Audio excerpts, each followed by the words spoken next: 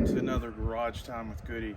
Today what we're going to be doing is we're going to be changing the wheel bearings on a 2006 4.7 liter engine, four-wheel drive Dodge Dakota.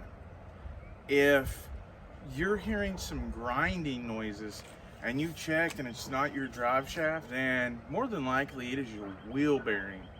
If it's grinding, really hard, or if it's making squeaking noises and scratching, then you're going to want to change your wheel bearing, because it could lock up on you, and in extreme cases the wheel could detach from the vehicle.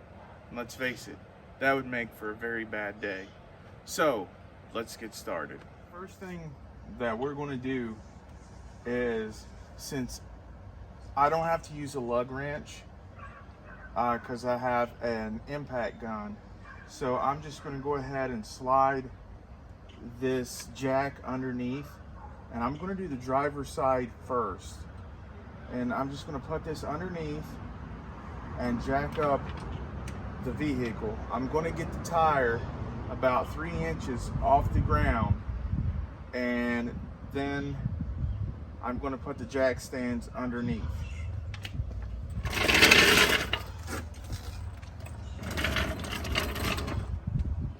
Now when you put the jack on, you want to not put it on a place that you're going to get your transmission pan or your oil pan.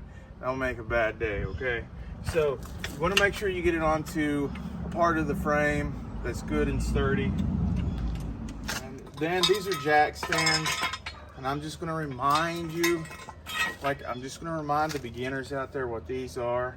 What these do, you put these underneath your vehicle, and you can pull these up and adjust them to the height that you need and put it on the frame of your car on a metal beam that is solid.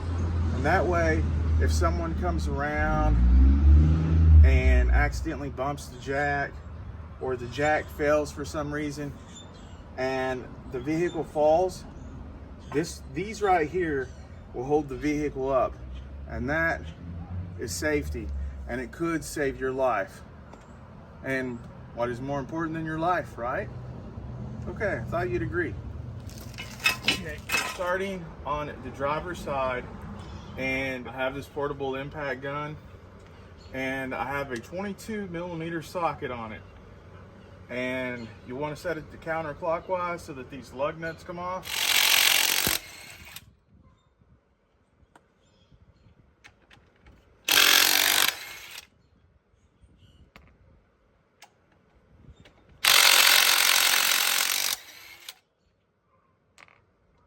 And just make sure you know where you put the lug nuts. You do not want to lose them.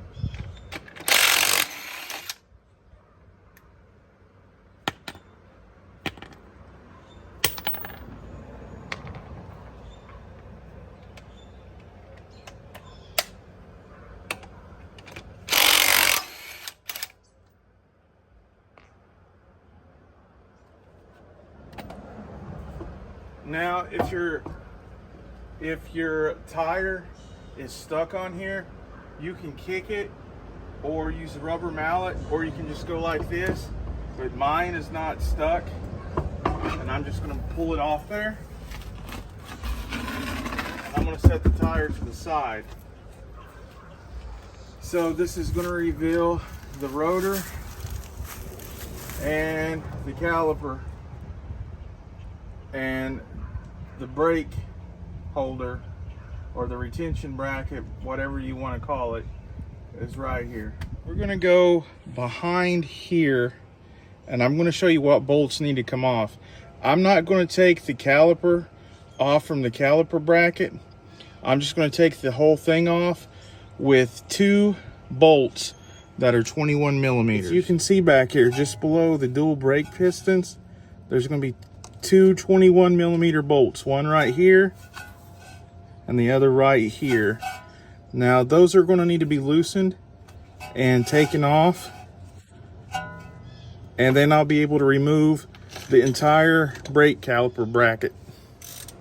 I'm just starting with the top bolt first with a 21mm socket. Then I'm going to go ahead and break the bottom one loose.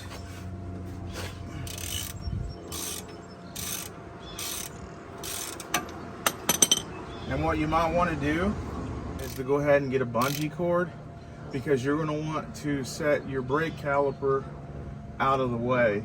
And then you can hang it on maybe the upper control arm so that it's out of your way and give you room to work over in here and on the wheel knuckle. And take the top bolt off. Here's the second one. Now sometimes you need a pry bar, sometimes you don't. But if this just lifts right off, just like so, you'll see that your brake pads and everything are in there. And you want to be very careful with this hydraulic brake line. You don't want it to bend at all. So I'm just going to feed this bungee cord through here. And I'm going to tie this to the upper control arm.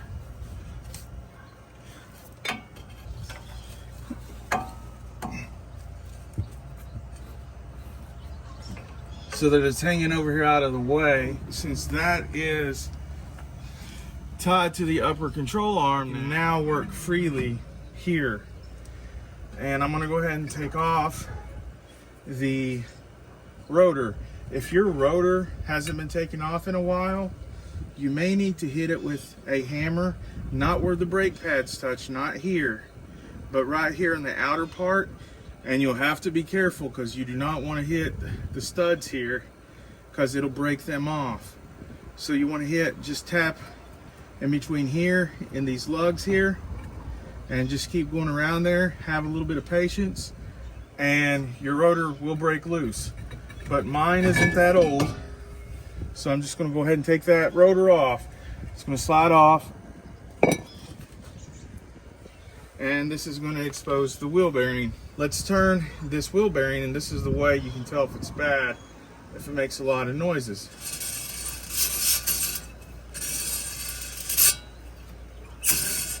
Can you guys hear that? Just imagine going down the road and that scraping and grinding.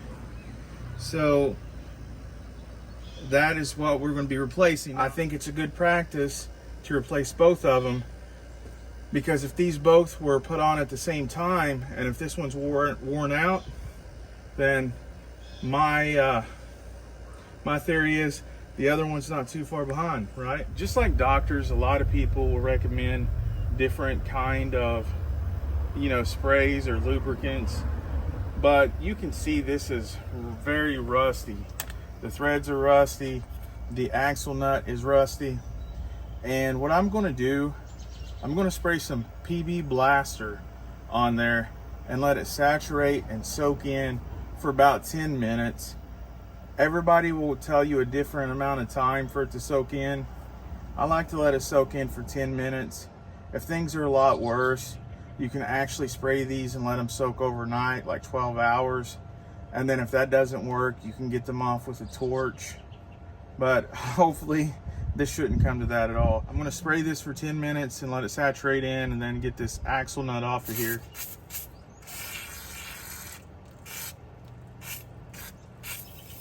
You can do this in two ways.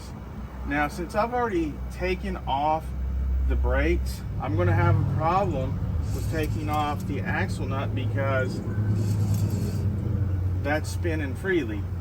Well, to those people who've already taken off the brake caliper, you can use a pry bar, and you can lower the truck with the jack, or even make it higher to fit for your particular pry bar. But you put it in between these studs like this. See how this pry bar is touching the ground? It's not going to let that wheel hub move when I go to take it off.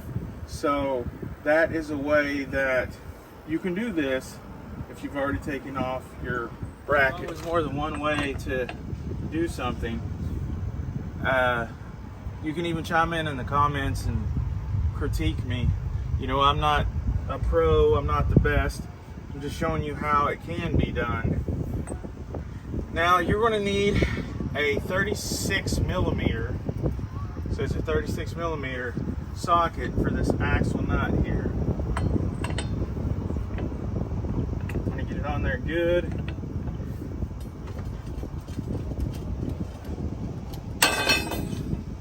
Now if it's like that, if it's that tight, you can use a cheater pipe. A cheater pipe is any kind of pipe that will fit on your ratchet or breaker bar that will give you more leverage. And in this case it does. As you can see, it made this bolt give.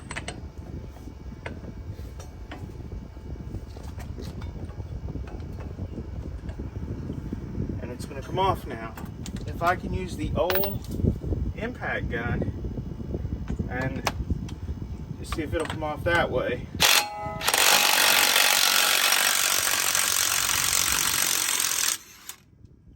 And I know that's a cheat, but if you have the impact gun, it's a lot easier.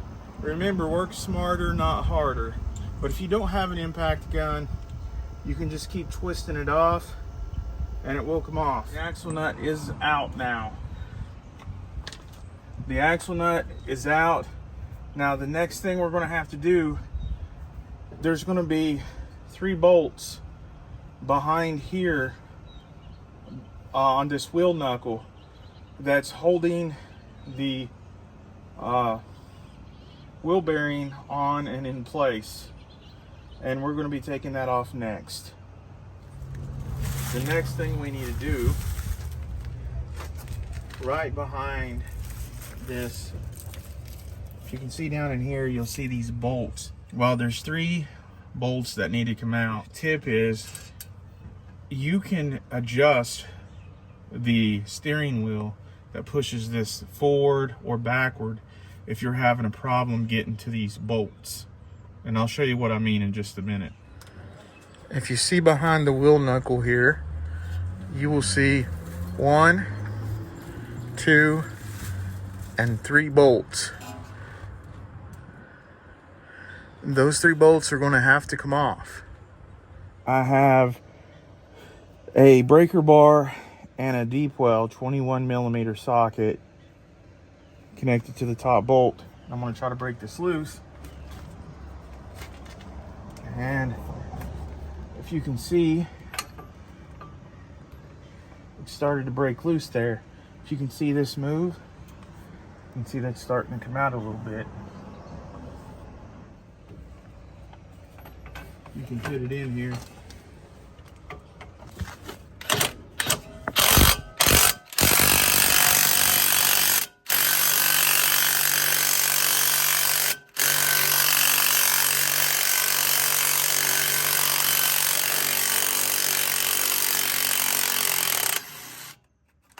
Okay, as you can see, that was pretty rough.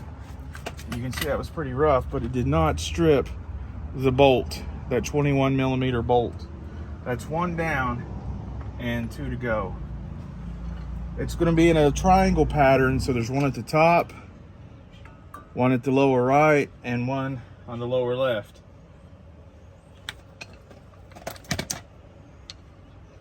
And like I said before, if you're having problems getting access to it,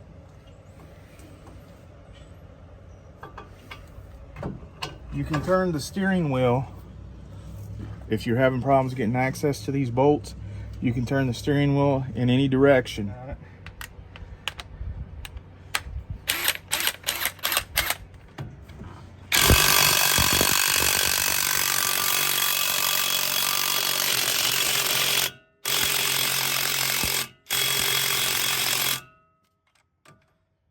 I have 2 out of those 3 bolts, and now we're going to turn the wheel where I can get to this back one back here. We're going to take that 3rd and final one out. And we're gonna proceed from there, taking this off.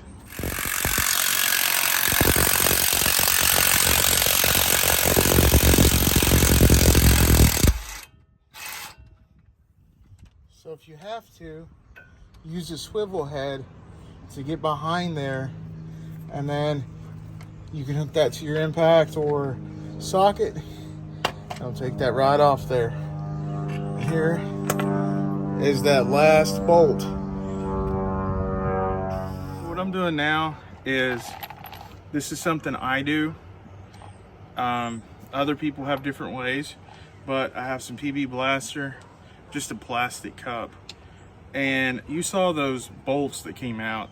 They were real rusty around the threads. They seen better days.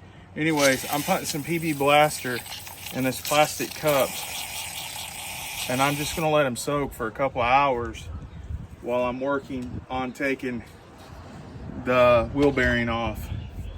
And that way, that will tremendously help putting the bolts back on, and also if they ever have to come off again.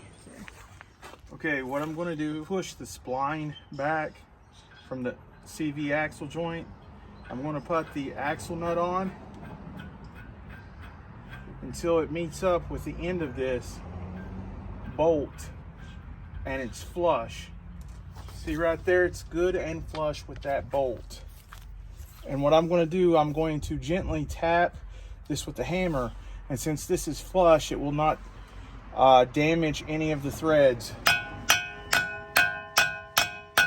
What that's done, it's moved the spline out of the wheel bearing so that I can go ahead and start hitting the wheel bearing like a clock. I'm going to hit it at 12 o'clock, 9 o'clock, 3 o'clock, 6 o'clock, until this wheel bearing comes off. You don't have to hit it like the Incredible Hulk, but I'm going to hit it 12, 9, 3, and 6.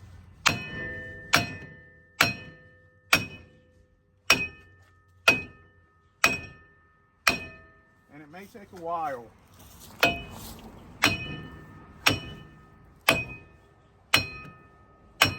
As you can see, it's starting to show just a hairline of giving. So it's definitely starting to give. And you just have to keep hitting.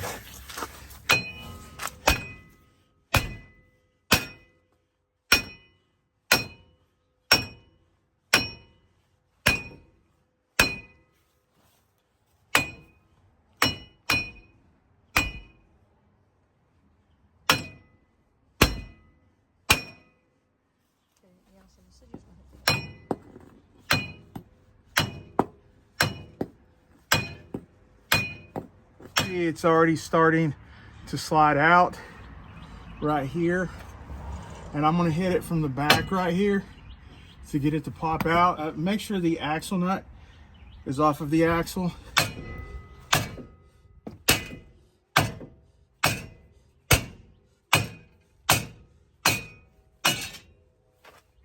you can see, voila, it comes off just like that. And that's what your old wheel bearing looks like. The dust shield, and that protects your ball joint and from brake dust. I'm gonna set that to the side. And that's all you do to take it off. Okay guys, I just want to tell you, don't make the same mistake that I did. And the mistake that I made was, I went ahead and ordered for my good buddies at Detroit Axle. In case, I'm not sponsored by them, but in case you want to buy a good quality product online and save money, they're not only cheap, but they're good quality. They're out of Michigan, and they're Detroit Axle. But anyways, the mistake that I made was, this truck only has rear anti-lock brakes, and you can see that there is no wiring harness for anti-lock brakes on the old wheel bearing, and there was a wiring harness for anti-lock brakes on the new wheel bearing. So I talked to the Dodge dealership, and they said there's absolutely no difference whatsoever.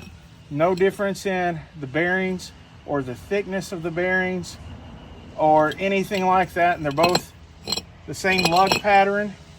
So what I did was I went ahead right here, as you can see, is where that wiring harness was. I went ahead and just took some cutters, like wire cutters, and I just cut the anti-lock brake wiring harness so I don't have to use it, and to get it out of the way.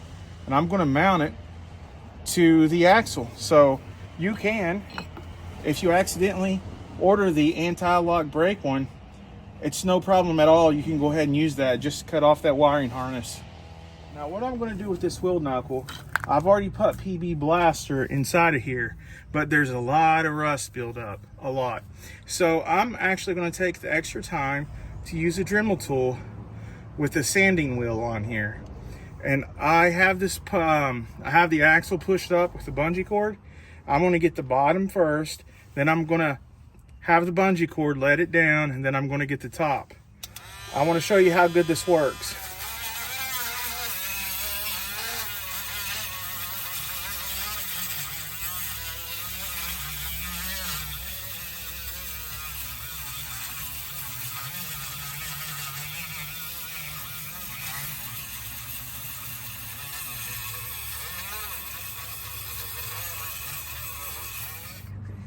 And right here, when it's clean, if you can just get in there and see just how clean that actually is. And look at that. Now that is a close-up of that fine mating surface. The rust is gone, and that wheel bearing just gonna fit smooth right in there. Now it really doesn't matter which way you put this on, as long as this part, the back of the wheel bearing, lines up with the wheel knuckle. For instance, the top of the triangle is here, and do not forget your dust shield.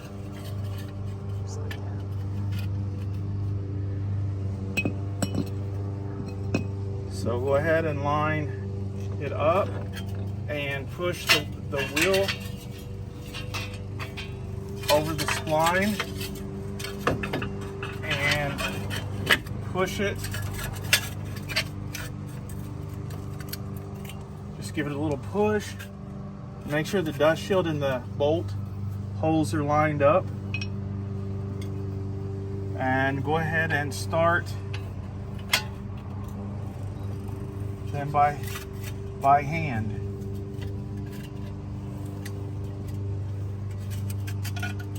And do not tighten them down.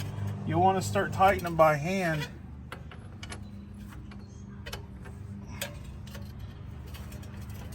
Can you turn it to the? Yeah. All right. We turn the wheel. Anytime you need to turn the wheel, you just turn the wheel to get access. But we turn the wheel toward the right. I've got that one started by hand. Now I'm going to tighten these down with the torque wrench. Okay, I have a 1/2 inch drive on this torque wrench, and what I'm doing, I'm setting the torque wrench to 120 foot-pounds, and this is going to be for, I'm going to push it down, lock it. This is for the wheel bearing, those 3 wheel bearing bolts, and I'm going to make sure that it is torqued down properly at 120 foot-pounds. Okay, on the first one, I have a deep well 21mm socket onto the torque wrench. It's set at 120 foot-pounds.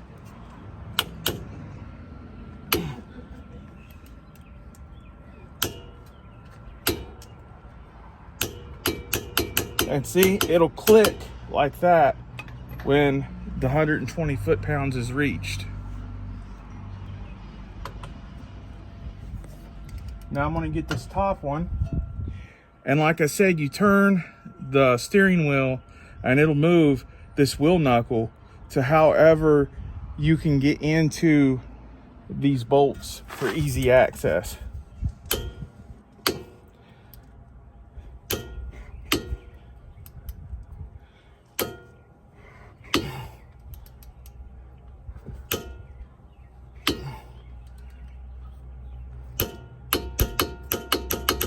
That's 120 right there.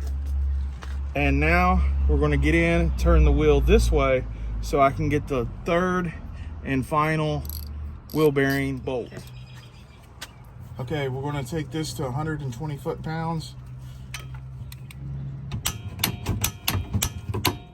It's 120 foot-pounds. Tighten down the axle nut. That's this nut right here.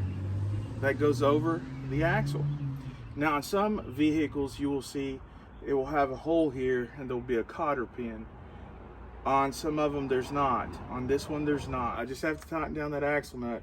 So I'm going to set my torque wrench to 185 foot-pounds. Some torque wrenches cut off at 150. So you'll want a torque wrench that goes to probably 250. That would get you covered in most applications. Okay, I've got it set.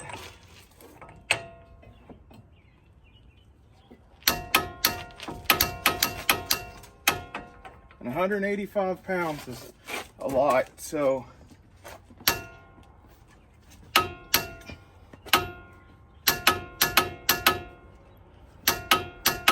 as you can see, it's clicking twice. That's 185 foot-pounds. Now we put the rotor on. Now first, make sure the dust shield is all the way back because you don't want it to rub against the rotor. Then you put your rotor on over the new wheel bearing and you want to make sure it goes back flush. Okay, what I'm doing now is after I got the rotor on, I'm going to make sure these brakes are still in place. But I'm taking the bungee cord off of the control arm. I'm going to free up this caliper.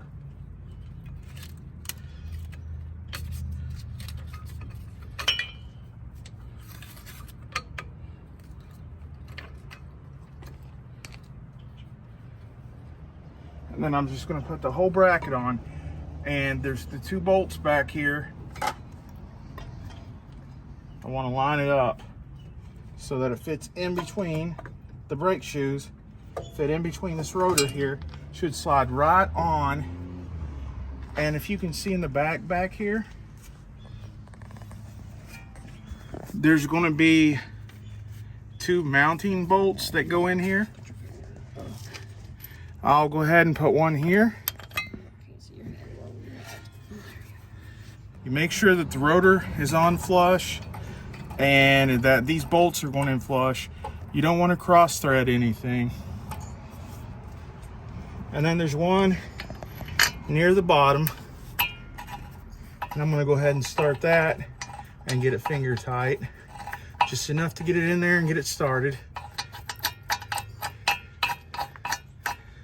All right, next we're going to tighten down the caliper, the brake caliper mounting bracket, and they're going to be 21mm bolts, and you're going to torque them, set your torque wrench to 130 foot-pounds. I'm going to do the top one first, and then I'm going to do the bottom one. And remember, you can turn the steering wheel so that you can get access to this caliper much easier.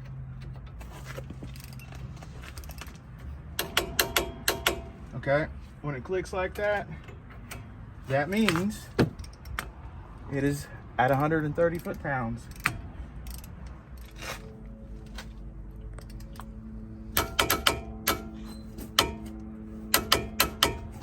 It's at 130 foot-pounds.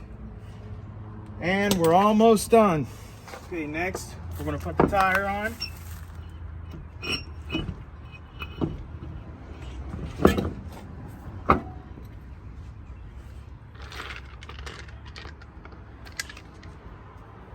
I'm going to start the lug nuts by hand. Make sure you have all 5 of them.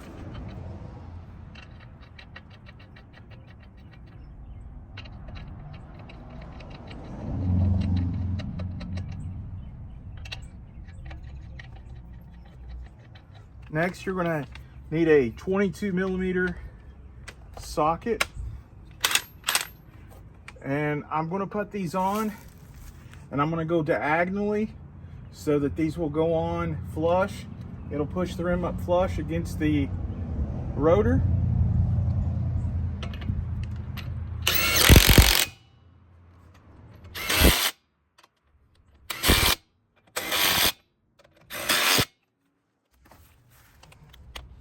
Okay. Next step you're going to want to do is to get these jack stands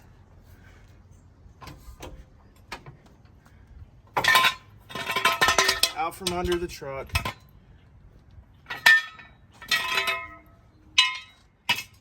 And then we're going to let the truck down onto the ground.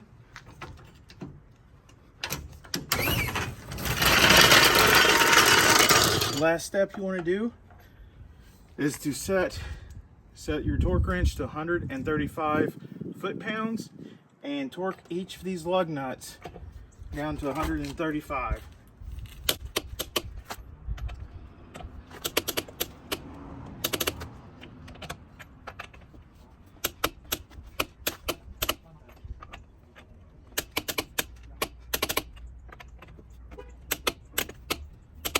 And once you get it all back together, it's time to take it around the block. Then after around the block, take her for a ride. And then give yourself a pat on the back. And until next time, another one bites the rust.